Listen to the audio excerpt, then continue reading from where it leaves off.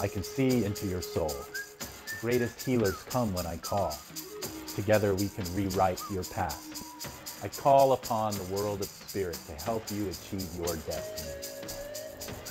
I'm Jon Rasmussen, and I'm a shaman. Give me an hour and I can change your life. Shamanism enables people to really create their own destiny. Not be fated to a certain, what we call the momentum tunnel, a certain way of doing things, a way of looking at things, repeating old patterns from the past, the way our ancestors did. Shamans are able to stop time, essentially, to stop the momentum of the past and really free the individual to change their trajectory, to choose a different destiny, right in the middle of whatever's going on in a person's life. The shaman can enable that person to literally completely change the direction they're heading. And it's the person that's doing it. It's their choice. This is about empowering the individual. It's not about following somebody else's idea of what your destiny should be. It's not about following somebody else's rules and ideas of what life should be. It's much more individually deterministic, that there's no scorekeeper, no judge, nobody above you that's telling you what you should or shouldn't do.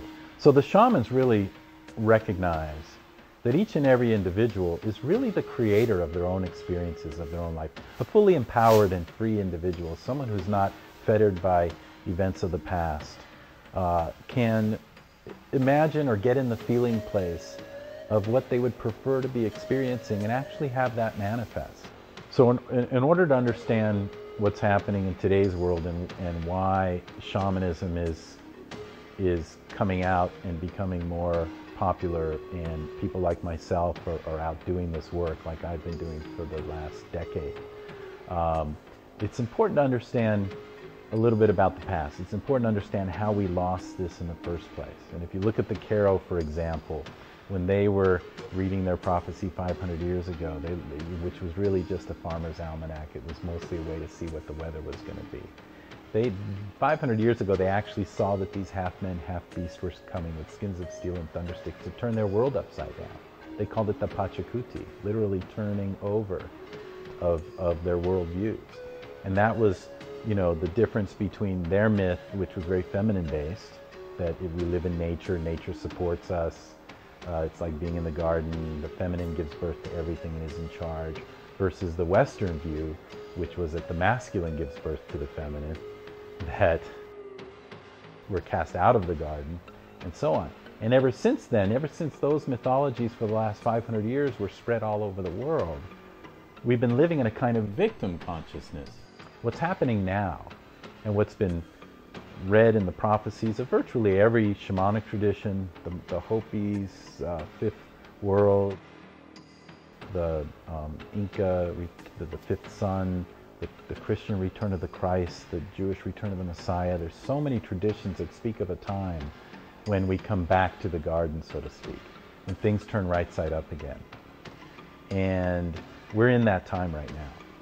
And in order for it to happen, and ideally to happen in a way that's easier than harder, more graceful than catastrophic, a lot of these shamanic traditions, for example, the Kero, have eagerly begun to share, these techniques and these ways of doing this work, of healing the old mythologies, of healing the old wounds, so that we can actually come back to our creator consciousness.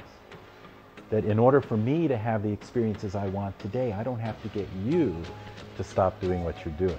I'm not the victim of you. I don't give my power to you. What you do or don't do doesn't have to affect my experience today.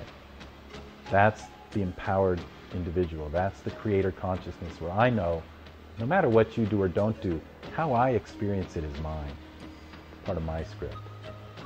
And as we get that level of consciousness returned to us, then we don't have to fight the wars we fight. We don't have to stop that, and that from happening because it's affecting our experience.